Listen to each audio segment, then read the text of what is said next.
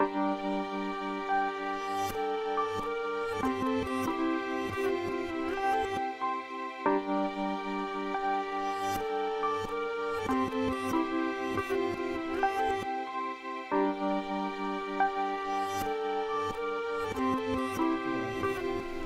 morning everybody, and welcome to our session this morning. Great to see so many of you here. I guess most of you will not have read the neighbourhood plan consultation document.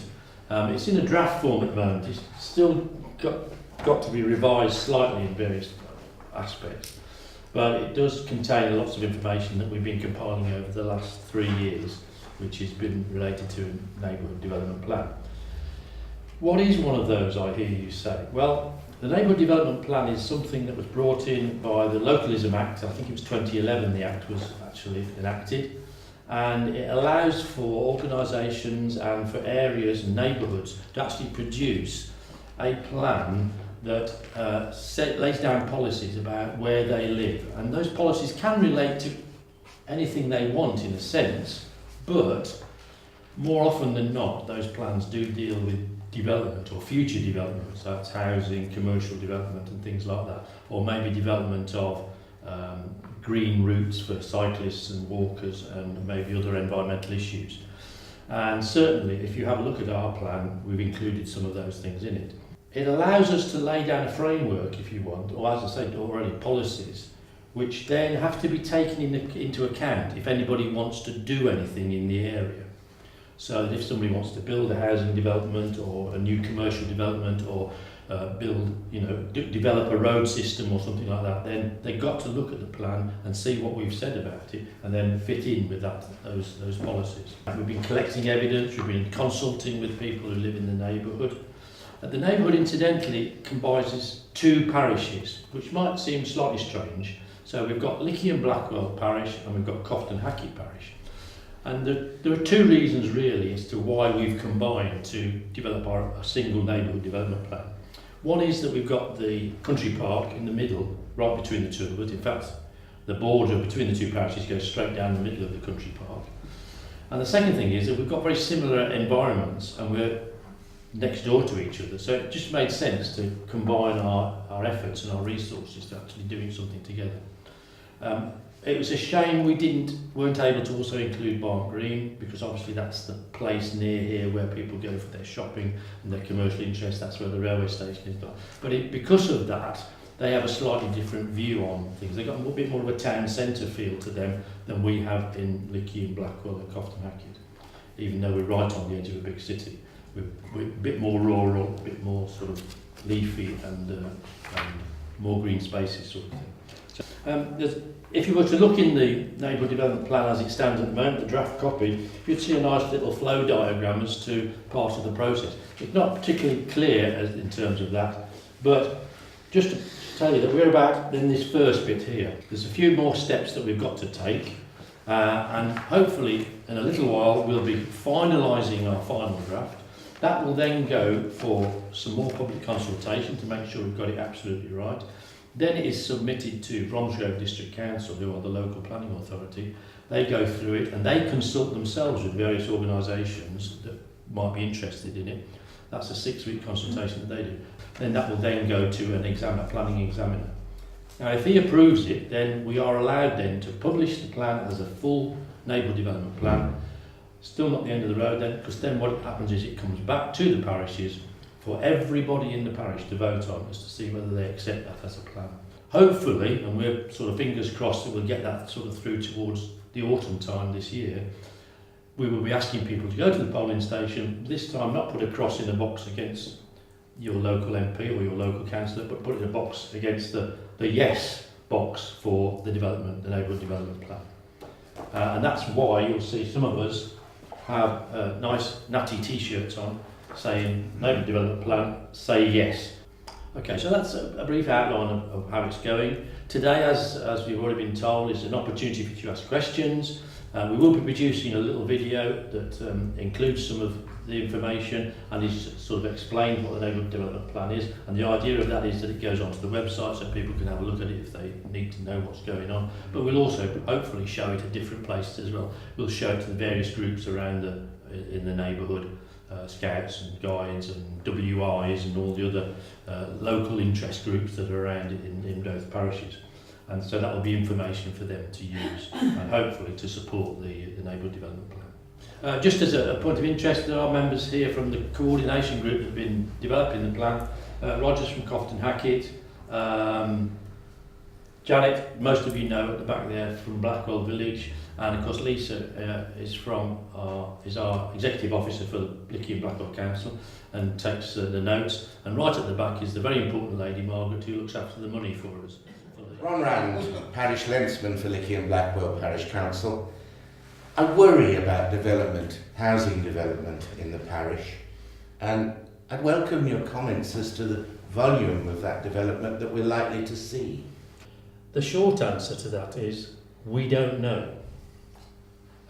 There has been a recent report published which was commissioned by the group of West Midlands councils, and that report made various suggestions as to where housing needs for Greater Birmingham and the West Midlands could be positioned.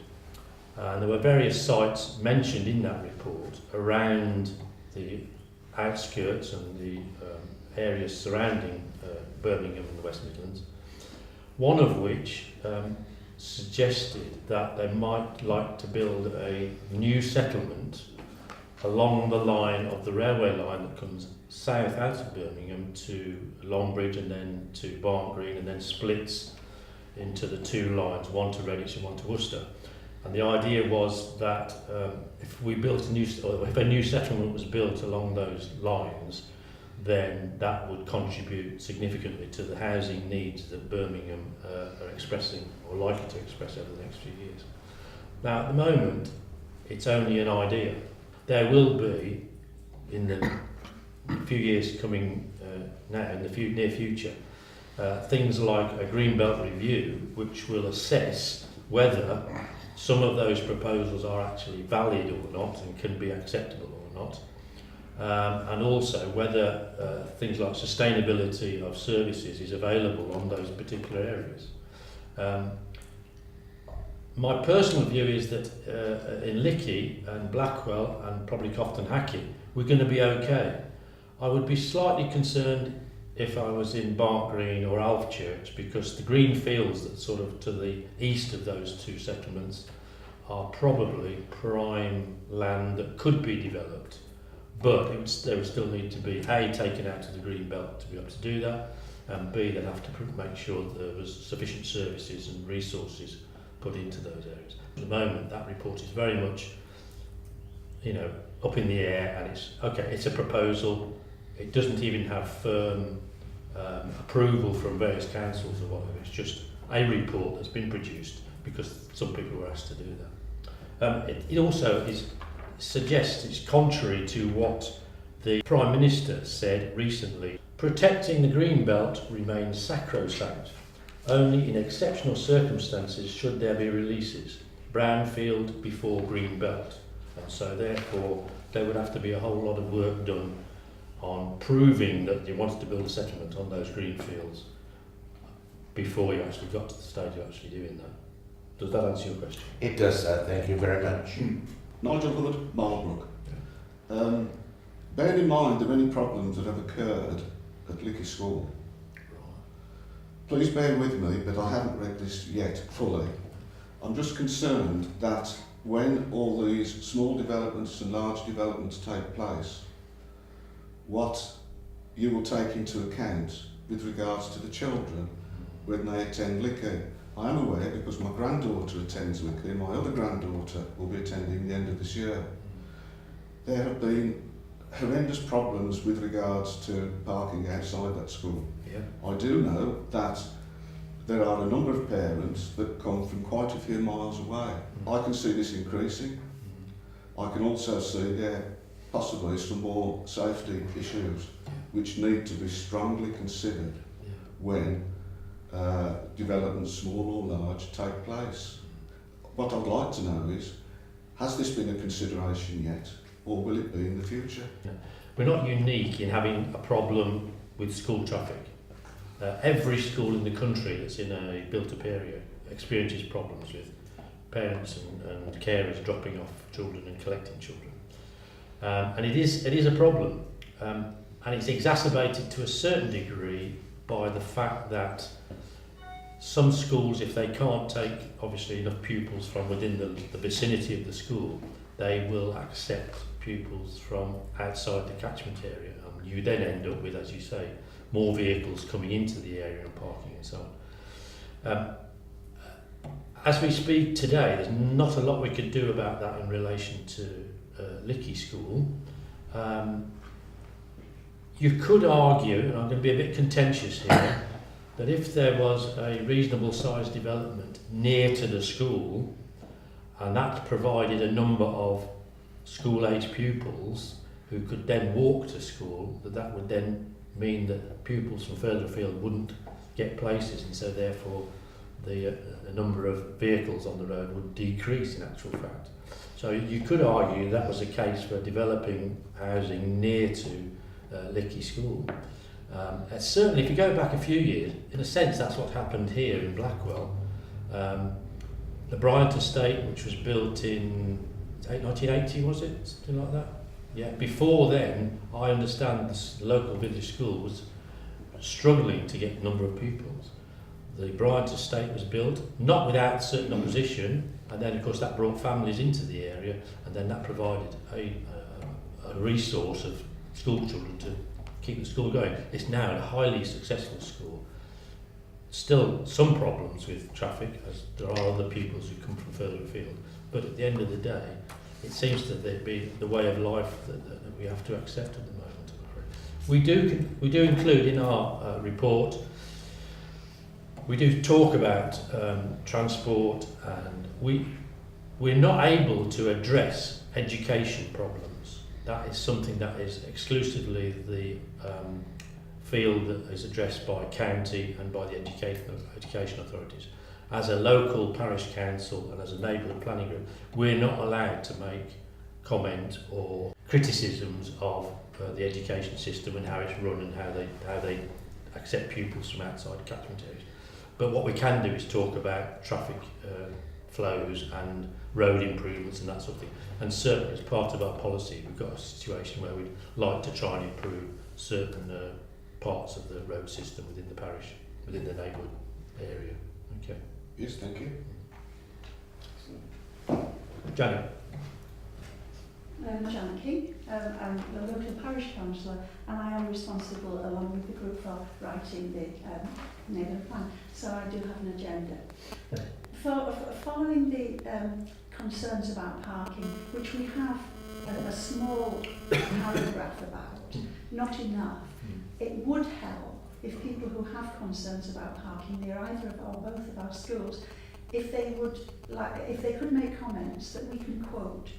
Because actually this is your plan, it's not our plan. We have quite a lot of quotations in it, marked by quotation marks. That would be very helpful indeed if we can prove that it's not just our concern, but it's yours as well. Can I just make a second point? I would like to see development south of Lickey School. Not housing, a car park. Okay. There is land south of the school, not required by the school for playing fields, and I know I've said this before for some years, that could be developed. We'd need the permission of the landowners, but then developers will need permission of landowners, and they do go out to seek that. There is land for a sufficiently large car park for those people who have to come by car to actually use it, with a little path, a safe little footpath by the side of it for the children to leave their cars off the road and to walk up to school. Now that would answer any safety issues, but it may not be easy because landowners like to hold on to land which appreciates. We have obviously discussed the situation as parish councils. I'm sure at Copton Hackett you've had some things like that as well. It would be nice if we could get the parking traffic off the road, and as Janet quite correctly says, there is a bit of land that is not really used for anything, which is adjacent to the school, but we're into that realm of, it's commercial land, and you know, can we afford as a parish council to purchase it and install a car park? It would cost a lot of money to do that. Are the residents happy to have an increase of, I don't know, 10%, 15% on their council precept to pay for that? I'm not quite sure whether that. I'm sure the residents on Old Birmingham Road and surrounding roads there would happily pay something to get the cars away from the front of their houses twice a day. But in actual fact, it's one of those things that actually has to be considered, and at this point in time, we're not going to proceed with that. You know, if we get, once the Green Belt Review has been made, and once we know whether any land is actually going to come out of Green Belt and be made available for development, that might change the picture, I think, and so therefore we might then have to reconsider something like that and see whether we can do something about it. Having experienced similar circumstances in other areas, first of all, if there is a car parking area, wonderful. But unfortunately, you can't enforce people to actually park on that car park. I do know at the moment that the government is looking at a 20-mile-an-hour restriction on speed surrounding all schools, which is a wonderful idea. But I personally would like it dropped to 10. Because at 20 miles an hour you can still cause serious damage to a child. I've just had an email from a resident on Old Birmingham Road complaining about the speed of vehicles going up and down that road, and they quote people literally doing 60 miles an hour. Okay, that's probably late evening, early morning, not when the children are around, but equally so there are some very inconsiderate drivers around who will go too fast up and down that road. Imposing a 20 limit is a real possibility, but whether it would be enforceable or not, I'm not quite sure. And whether it would actually make any difference, I'm not sure. There's an argument that says when cars are parked all the way down the side of the road, it actually reduces the speed of the vehicles going to and fro. So it's, you know, you've got to weigh up the situation to see how things are going. And there was another thing, that's right, they suggested we put speed bumps on the Old Birmingham Road. I don't think that will ever get to happen.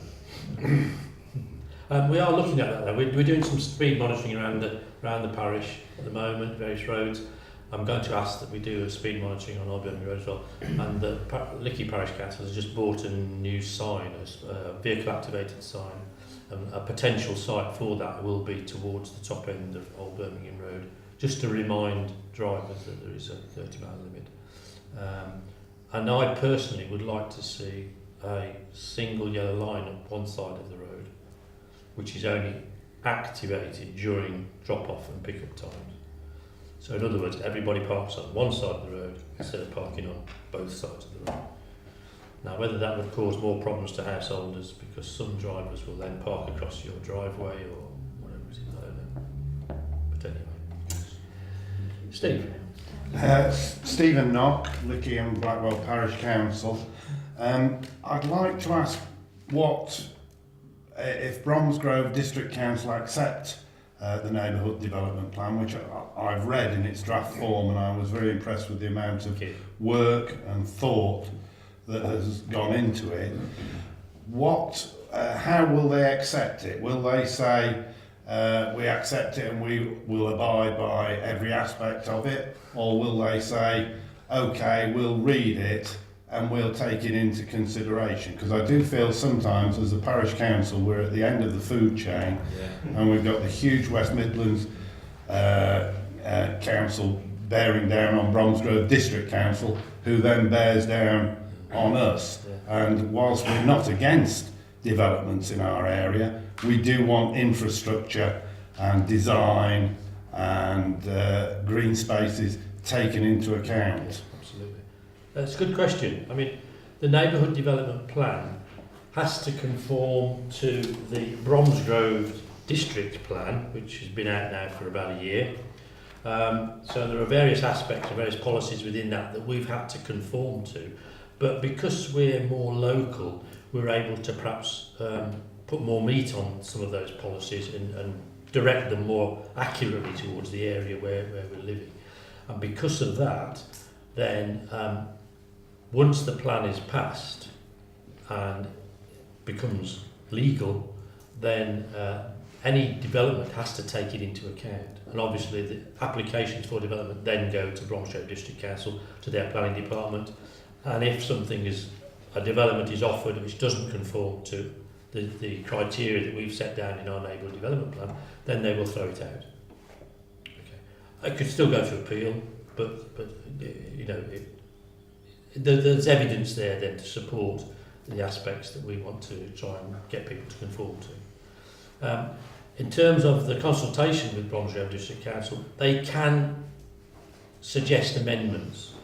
So they may well come back to us after their 6-week consultation and say, we're not quite happy with the wording here, or we're not sure you can include that. And we would then have to perhaps revise and resubmit. But bear in mind that we are already consulting with them, and we already have had some comments from them of a sort of semi-official nature, and we're considering those next week as part of our group meeting that we're having here. And they will probably be incorporated into the final document anyway. So we're already sort of preempting some of the things that Bromsgrove District Council might want to say to us, and dealing with them before it actually gets to that stage of the process. And we're very sure that we won't actually allow them to emasculate it. Yeah. Good. Yes. Thank you. Yes, true. Angus Watson, Blackwell. I'd like to know whether there's a minimum number of people who need to vote for the neighbourhood plan. Obviously, you want everyone to vote. Yeah, good That question. won't be the case. There doesn't have to be a minimum number. As long as some people vote, then it's a valid referendum. And the decision is based on a simple majority. So in other words, 51% of whoever votes have to say yes for it to pass.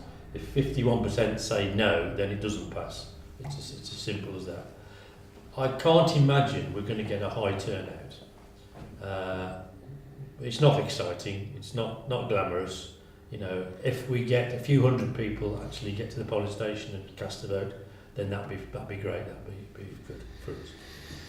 But it's a simple majority. But in theory, you only need one person to go along to either the polling stations or any of the polling stations and say yes, and then it gets passed. So, Mike Ashton, Cotton Hackett. Following on from that last question, if I can, what would happen if the vote was no? So, do we go back to the drawing board? Probably yes. Yeah.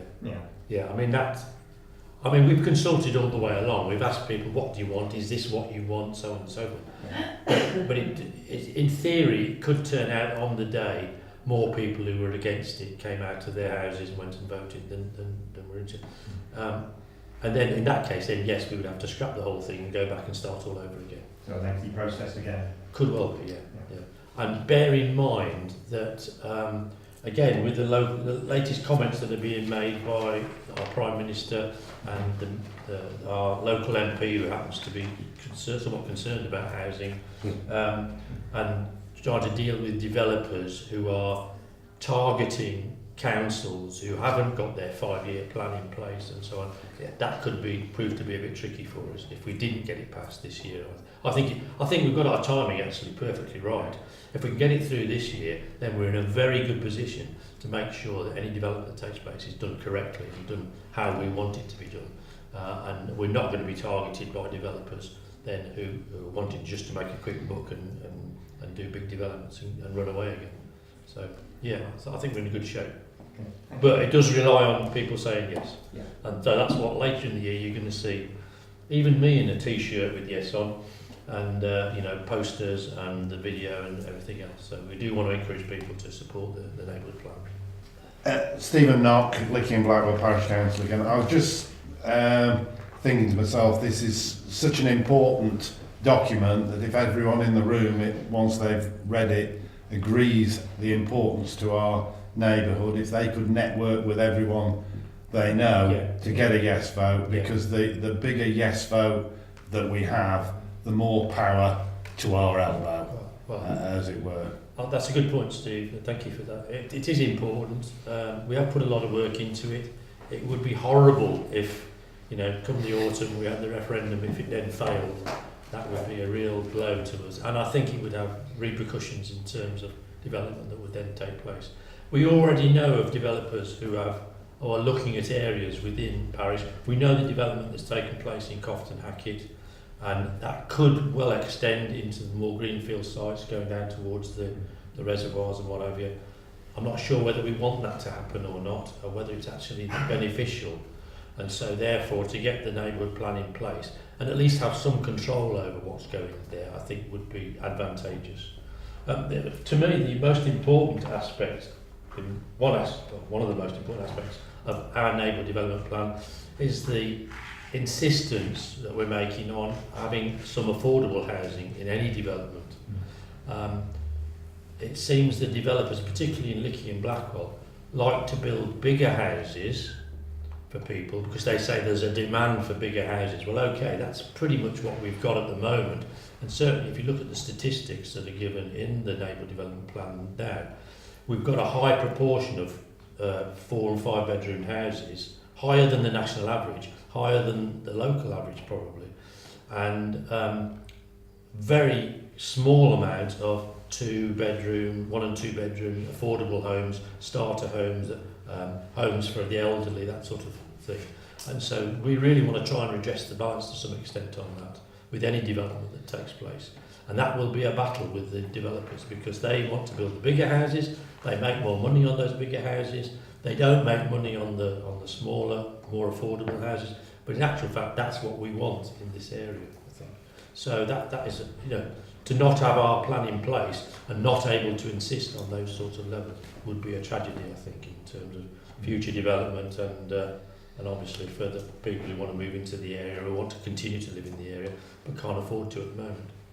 I think it was paper this weekend, a report from the National Federation of Housing saying that in Bromsgrove district the average price of a house is 299,000, which is 10 times the average salary of people who live and work in the district. Now, I don't know about you, when I bought my house, it wasn't 10 times my annual salary. It's probably something like 5 or 6 times my annual salary. That was hard enough. But to be 10 times your annual salary, I think that's just, it's an unreachable goal, isn't it? And we need to do something about that. We need to effectively bring that average price down a bit so that people, or make houses more available at a lower cost that we can actually get people into those houses and make it more affordable for them. Okay, any questions? Jim Hanrahan, Blackwell. My concern is the roads. Yeah. Recently we had a little disruption down the road Yeah. and the whole of the thing come to a standstill. Yeah. All the cars converting all over. How can we take on more houses without improving the roads? Yeah. It's a good point. And obviously according to the planning requirements, any housing development has to take into account how it's going to function. And so it has to be sustainable, it has to review resources such as power supplies and drainage and the road system as well. They're supposed to look at those sorts of things, and we actually insist in the plan on that is taken into consideration. Blackwell's slightly, I would say, unique. It's not unique, but it's unusual in the sense that it's got 4 roads leading into the village, but they're all fairly narrow roads. Yeah. It's not like it's on a big main highway or anything like that. And that makes it's nice from one point of view in that it makes it a nice tight little community and it functions well as a community. But it does create problems when you've got through traffic and large numbers of cars and vehicles going through. Is that ever considered in the plan, that the roads are so narrow Yeah. that shouldn't, I'm not a planning expert, and you'd have to ask people who know more about planning procedures, but I understand that it should be taken into account, and certainly that's what we're saying in the neighbourhood development plan. You need to consider these aspects before you go for a development. Okay. Yeah. And county highways always comment Yeah. when there is a large planning They do, application. yeah. They often support the application. Yeah, right, okay. Mike Adams, Licky Community Group, I live in Licky. The question I've got, we previously talked about if the plan gets passed, how do we control it once it's passed? Is Birmingham likely to increase their numbers of houses that they require? We already know that perhaps it's too early to get this passed because it'll be the green belt issues that will probably create us many problems. Also, in a lot of developments, we say we need more infrastructure, so a space is left for schools or shops, and then a year later it's just built over. How do we control those infrastructure issues? Okay. As regards to the plan continuing, it's meant to be reviewed. I think it's every 5 years. Certainly the government is suggesting that local plans be reviewed every 5 years. And that is, and if they're not reviewed every 5 years, that's the loophole that developers can get into if you're not careful. So probably in 2023 we'll be revisiting the local our development plan and saying, well, is it still valid? Do we need to update it? Do we need to change anything? And so on and so forth. It won't be such a major process as we've gone through to produce the plan in the first place. But it will just be a review of what is there, is it still relevant, and does it need to be changed? So that answers the first part of your question, hopefully. The second part, in terms of infrastructure, I've already said, infrastructure changes or improvements are supposed to be taken into account when you're proposing a development. Is it a sustainable development? Is it, are the roads big enough to take the extra traffic? Is the drainage system man enough to cope with the extra runoff of water supplies and things like that? And in some cases, they obviously then need the enhancement. If you're building a big development, you might well need to put in another electricity substation, or or whatever or extra drainage or whatever. And also, you need to consider things like doctor surgeries, school facilities, any other community resources. Roger will tell you that down at Cofton Hackett on the Eastworks development, the developers are having to pay for and build a new community centre effectively. And that is because of the number of houses and the number of people involved in that, what is effectively a new community. That's the sort of thing that's required for them, and so that's what they have to do. And in actual fact, in other developments, if necessary, the planners can insist on some of those enhancements taking place, being paid for by the developer. Dickens Heath, you've all heard of Dickens Heath? That's a big development because it has shops now, it has a community centre, it has a doctor's surgery. I don't know whether it has a school or not, but certainly all those things have been added to the housing there and into that area, and they're continuing to develop that area, and so therefore they're going to have to put even more community facilities and things in there. I think I'd like to see the roads upgraded a bit as well, because they're a bit narrow and a bit bumpy around that area, but that's typical of what should happen in actual fact. Yeah. Sorry. Yeah. Some of the roads are so narrow because everything's built in into Yeah, the yeah. side of them. Yeah. They can't widen them. Well, no, we can't. Not all the way down there. there's no We way. could widen Green Hill, couldn't we? No. There. Absolutely not. It would have been done years ago. To my way of thinking, to widen Green Hill would be an obvious solution because it is very narrow. There's bus services going up and down it, but at the end of the day, it is traditionally a country lane with certain boundaries to it, basically earth and stone banks and whatever. And even in one case, the house built right on the edge of the road, the building right on the edge. Now, the only way you're going to improve that is to widen it. So how do you do that? You either destroy the banks and the hedges and whatever on one side, and that involving a number of householders. Would they be prepared to sacrifice part of their land? And so it's a real problem. So could we keep mentioning that? Because that's a big thing. Oh yeah, I think yeah. Somebody even suggested having a one-way system, so you go down Green Hill and up Spirehouse Lane. I don't know. That's a possibility, but I don't think it's likely to happen. Well, not in my lifetime.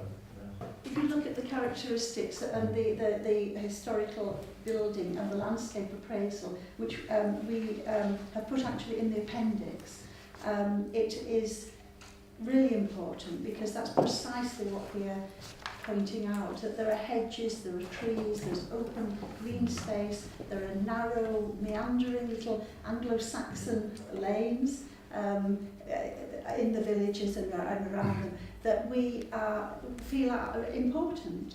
They make our area what it is. They make it so different from, for instance, Dickens Heath, which reminds me of a North London suburb built in the middle of a lovely rural area. And that's a possibility for a garden town. I think that's possibly a real possibility, but not between Alfchurch and Bank Green, right in the middle of Green Belt.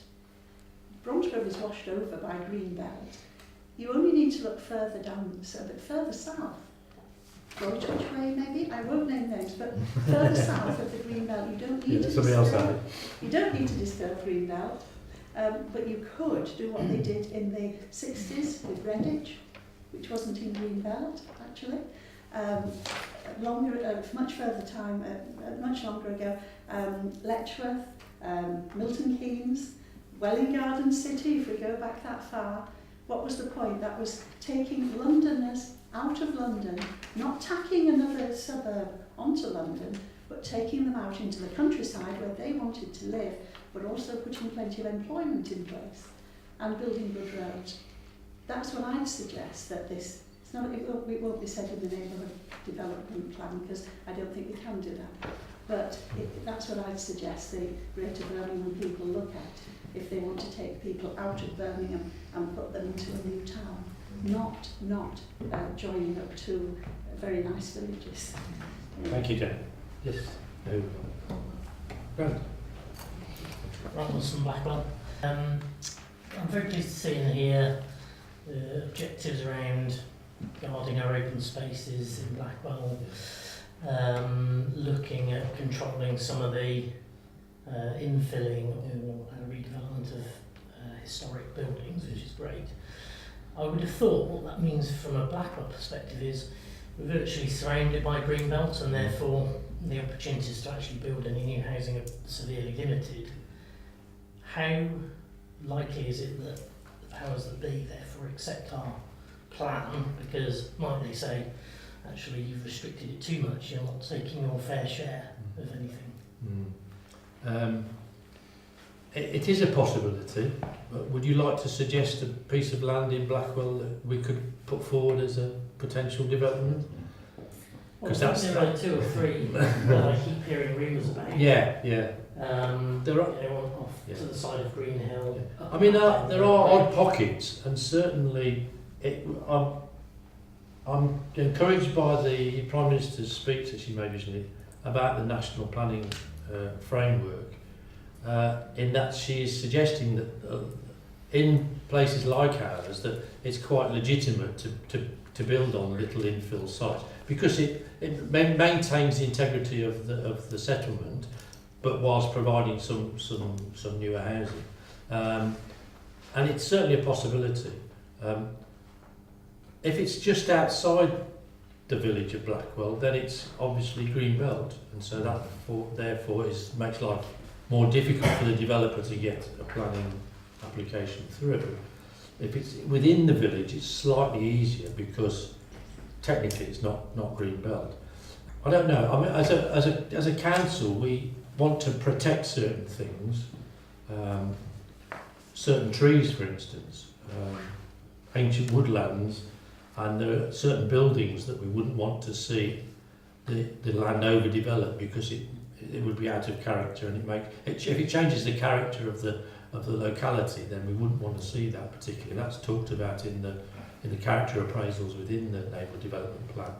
But it is actually, there's always going to be development, I think, and so therefore you're going to see these odd places here and there where people have a bit of land at the side of their house and they will build a house on it, or two houses, or whatever. So I'm not sure we can do anything about that, other than look at each one as an individual application and just make sure that whatever development does take place conforms to the characteristics and the policies that we've actually laid down. Nick, could we just refer, I will be brief, just refer people who've got the latest issue of the draft plan to page 90. It's the Greenbelt Potential Appendix of Cllr, Strategic Housing Land Availability Assessment. It's a bit like the Planner's Bible. These are sites that have been identified developed by landowners. They've spoken to the planning department in Bromsgrove, and therefore they have, there is some feeling that they might very well be prepared and willing to have development there. I just counted them all up in Blackwell, Lickey, Cofton, Hackett, and I included Barnt Green, and it comes to sites for over 1,700 units. Mostly there'll be houses. Now Bromsgrove itself, Bromsgrove district only requires 2,300 more units, more units to actually fulfil its 5-year land supply. So it's that's an awfully large proportion of that number. But that's not saying it's definitely going to happen. But that doesn't include, no, not, and it doesn't include the Birmingham overspill, of course, requirement, which is very high indeed. And we do have a meeting on next week, and we will actually be discussing whether we include that information in the neighbourhood development plan or not. By including it, we're almost saying, yeah, we're happy for people to go and develop on these sites. No, so that's that, which is not true, but in actual fact. But anyway, thank you. What we're warning. Yeah, exactly. Thank you, Janet. Yes, Mark. Mark Grady, Marlbrook. Yeah, similar to the previous question, Marlbrook is under threat from with large swathes of land coming under control of big national developers, Cllr and St Martin being the main ones.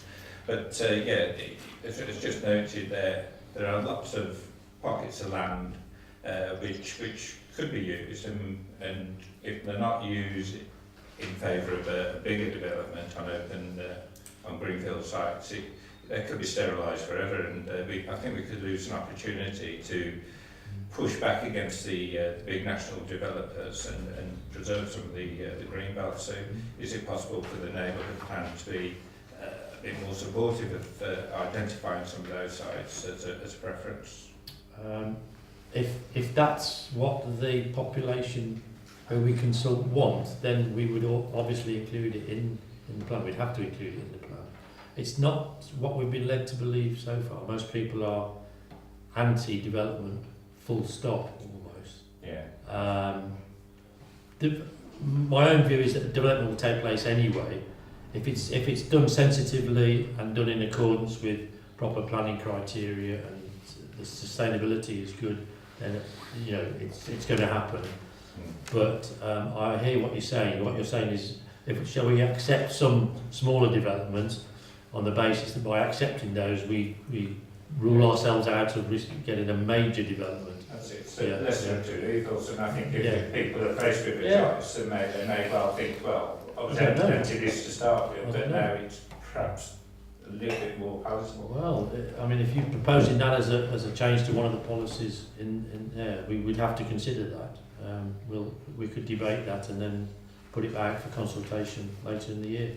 Yeah, there's potential for large numbers, aren't there? Considering the area of land that is talked about in terms of particularly St Modwyn's purchase, I think, it could be hundreds of houses rather than tens of houses. Angus. Angus, Blackwell. How can the people of the neighbourhood be confident that the neighbourhood plan will be adequately considered? Good question. When the neighbourhood plan is passed, it becomes part of the legislation that has to be considered by the planners when there's an application made for development. It is a legal requirement that they look at various pieces of legislation and information before deciding upon whether a planning application was passed or not. And so if the application doesn't meet with the requirements of the neighbourhood plan plus other documentation, then it doesn't get passed. And that's a legal process that takes place. And it will be duly noted that it has been considered by an appropriate authority? Yes, the local planning authority will ensure, should ensure, that any planning application takes account of all the documentation that is necessary to. Okay. It can be used as a legal objection, actually. It is a legal document. Under the Localism Act, that was the whole point of neighbourhood development plans. I don't know yet whether any have been used to appeal decisions. I know of one. An application was rejected because it didn't conform to the neighbourhood plan. I'm sure I've read something again. I'm sorry to keep quoting the Prime Minister, but that's quite good name dropping, isn't it? But she does talk somewhere about strengthening the neighbourhood plan process. Debbie. Hello, Debbie Wilson, Blackwell. I'm just a bit concerned when we hear of words consideration. Are there any substantive, objective measures under that word to indicate the level of consideration that the neighbourhood plan would be given? The reason I'm concerned is because the word consultation in a lot of plans means that people invite people to meetings, they listen, but actually they've ticked the box of consultation and it doesn't go any further. We always take account of any comments that are made in the consultation. But Yeah, no, I mean... You mean later on in the process? Yes, Yeah. so the legal requirement to consider, Yeah. what does that Well, actually mean? It means what it says in that anybody who's making an application for a planning development, or if she's seeking planning approval for a development, has to look at certain documentation and make sure that their development and their plan meets with that documentation, meets with the criteria of that documentation. There are various acts and guidance material available to the planning developer. The neighbourhood development plan has to be considered as part of that process. Now at the moment there's no development plan, so if you put an application in to develop some housing on a piece of land, you only have to meet what the criteria that Bromsgrove District Council laid out. After the neighbourhood development plan has been passed, you'd also have to consider what we've said in the development plan as part of your development or your application for housing improvement or something like that. From what you said, if the consideration has to meet the objectives of the neighbourhood plan. Yeah. So in Blackwell's circumstances, because any large development would radically change the nature of the village and the sustainability of the current road network and facilities, then is the assumption that we would not be susceptible to a large planning application, because and it would naturally then be infill or reuse of land that's already sort of developed. Yeah. You can never say that something won't happen. It's not watertight, is it's it? Nothing in this world, and the longer I look at planning applications and planning legislation, so nothing surprises me in a sense. But we're making it a little bit more watertight. We're plugging some of the holes, shall we say, with the neighbourhood development plan that aren't there at that people can wriggle out of things at the moment. Yeah, it's less likely that we would get large-scale development. It's quite possible that we would get smaller infill development because it's easier for local planners and local developers then to get that through. But they still have to conform to whatever the neighbourhood development plan says. So the type of housing, the style of housing, any things that need to be improved as a result of making development would still have to be applied and would still be, hopefully, taken into account by the planning approval. But I can't ever rule out the word. I mean, personally speaking, I think Bromsgrove have in their mind to develop land along the A38. Now, at the moment, from the golf club back up towards the motorway, there are areas of fields and what have you that are not developed, they're just empty fields. But it's all right on the main road, you know, there's good vehicle access to anything that happened there. I could quite foresee sometime in the next 5 to 10 years more houses or more commercial development being built on along there. That would threaten the green belt that's to the south and to the west of Burcott. Because there are lots of empty fields there, or not empty fields, there are lots of fields there that could, but it would mean taking that land out of green belt. And that is always difficult for developers to do that. Not impossible, it's always difficult for them to do that. It also threatened the green ribbon, which is south of Lickey, between Lickey and Marlborough. And we really want to hold on to, I mean, the views of our residents, and as expressed in this draft, is that that is, and it's not a huge area, but strategically it's a very important green gap between two established settlements. If that goes, there will be continuous ribbon development from the Birmingham boundary, Cofton Hackett, up Rose Hill, apart from the little bit of country park, which is by the Rose and Crown, right into the centre of Brockwell. There will be nothing to bring that rural feeling. Apart from the tip. And the tip, that's the tip. It's the first time we've been so pleased to have the tip. You mean the golf course? Steve. Steve Tibbetts from Marlborough. I'm also at Lickey and Blackwell Parish Councillor. Just following on from Janet's point, this is just a small point about the wording of Objective 2, where you're talking about retaining the open land between settlements. And I believe the bit of land that we're talking about, which is basically between Lickey and Marlborough, which I think also mentioned, I believe in Objective 2 the wording is between Lickey Grange and Lickey Monument, effectively the wards of our parish council. Just from the point of view of people who live locally, you could call that Lickey and Marlborough. I think it might be slightly clearer. Okay, sure. And also, secondly, just to clarify, perhaps for anybody who stumbles across this video, you mentioned one of your colleagues who looks after the money, which has led to the production of this very detailed and well thought out plan, and presumably will also pay for the referendum when that comes. Can you clarify where that money comes from, please? Most of the money for the neighbourhood development plan comes from the government. I'm pleased to hear.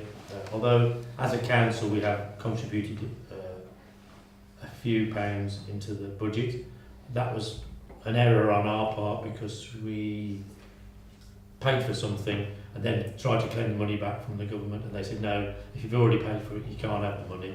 If you'd asked us for the money first and then gone and paid for it, well, you'd have been all right. So we're a couple £100 down on the local parish borough budget, but basically all the cost of preparing the plan and doing the advertising, doing the consultation, producing materials is covered by a grant ultimately from the government. It's through an organisation called Locality, who specialise in providing support and resources for neighbourhood plan development. Okay, thank you. Good question. I have a question actually for Lisa. Hello. How might one get access to a copy of the draft to review? Okay. Other than the paper copies here today. Well, you can take that one away with you. One of the drafts, not this particular one, is actually on our website. On the website. We're in the process tomorrow, or no, not tomorrow, on Monday. Of having another meeting to update the draft. So there'll be an amended draft produced in the coming days. I'll get the most recent copy of that put onto our website. And for the video, there'll be a caption below your face now showing the website. Okay, yes, very good. It's actually on both parishes' websites. And I'm sorry, it's been drafted in many different forms, but there's also a requirement on the websites to actually have all the copies of the drafts available if people want to see. Now, why would anybody want to read 140 pages in this format and then read the next 140 pages to see how much it's changed? I don't know, but at the end of the day, hopefully we'll end up with what's called Regulation 14 proposal. Regulation 14 is the part of the Localism Act that defines the neighbourhood development plan. As not having read the document, did you give any consideration to the reopening of Blackwell railway station? My understanding, and I'm not an expert on it, is that there is no way the Blackwell railway station will reopen. In spite of them currently trying to reopen 2 stations in Birmingham on the alternate line into the centre, and that seems to be going ahead. That seems to make sense, but there's no plans at the moment to reopen Blackwell station. I don't think it would get the use, personally, but I don't know. It used to be open. It's like Blackwell Post Office, I'm afraid. They fear that it will take traffic from Bank Green. Yeah. We're just that bit too close to Bank Green. Yeah, that's true. Okay, thank you.